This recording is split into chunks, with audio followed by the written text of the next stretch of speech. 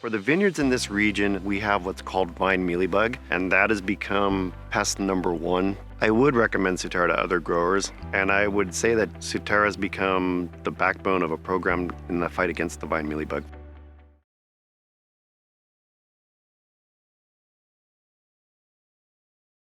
Hello, I'm Matthew Malcolm with American Vineyard Magazine, reporting to you from the 110th annual meeting of Sun-Maid growers here in downtown Fresno. Here with Steve Kister, the chairman of Sun-Maid, and wanted to talk about the, not only do you have a new COO and president, but Harry's kind of shifted gears, right?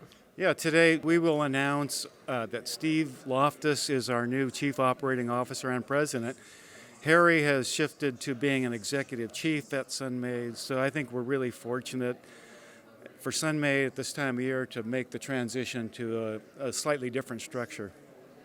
Awesome. Now, as far as the crop year goes, it's been we've had really a tough ride over the last few years, in the raisin industry, and some of the factors have been here in California, some of the struggles in the state, but also globally. So I wanted to see kind of what you saw this past year and what is our vision for the future, growing wise.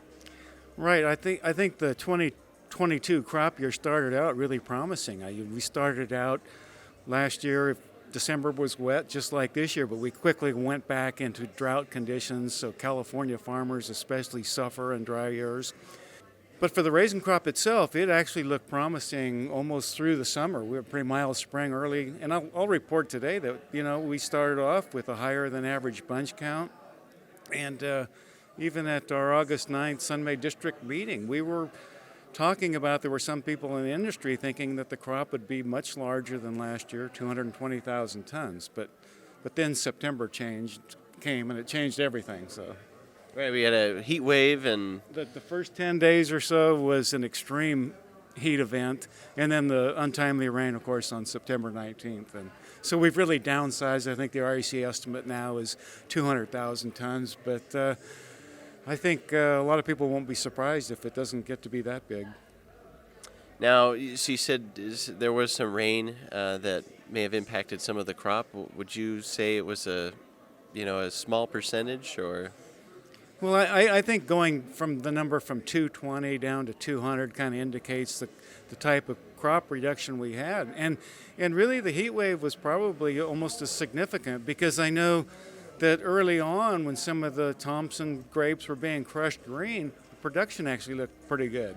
And the heat wave even took its toll on them. So as far as some of the challenges that growers need to overcome, to meet the demand in the future, what are your thoughts? Well, I think today what I'll report is that really Thompson vineyards, the older ones, continue to get pulled out. We're going to see it this winter as well, and it's been in a pretty orderly fashion. I think the question for the industry, we've seen over the last decade or so newer vineyards planted, higher production, so it's tended to offset that to some degree. But I think going forward, that is the real question for the industry, because the cost of investment is going up at a time in which we really face international pressure on pricing.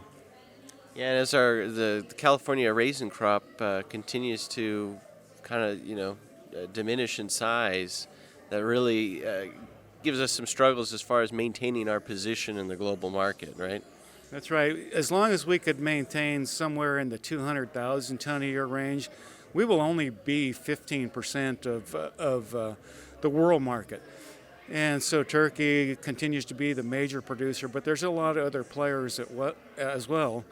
It's just that countries like China tend not to export, but other countries, especially Turkey, they export a lot. And so what happens in the rest of the world continues to impact us.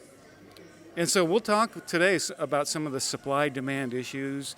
The soaring dollar has had a big impact, inflation, supply chain problems. We'll go into a lot of the challenges we've faced over the last few years as the crops have gotten smaller. But looking to the future, despite some of these challenges, are you fairly optimistic? I mean, this is your business, Well, the one thing that always keeps me positive is California is ideally suited for agriculture. not just raisins, but all crops. And I think that for a long time, California has kind of forgot about that. But really, there's few spots on earth that can produce crops the way we can, and we really have to turn this thing around. Well, thank you for taking the time, and Sun-Maid and the California raisin industry really leading the charge on the superior quality our California raisins have, compared to the rest of the world. So thank you. Read more about these things in American Vineyard Magazine. I'm Matthew Malcolm, CaliforniaAgNet.com.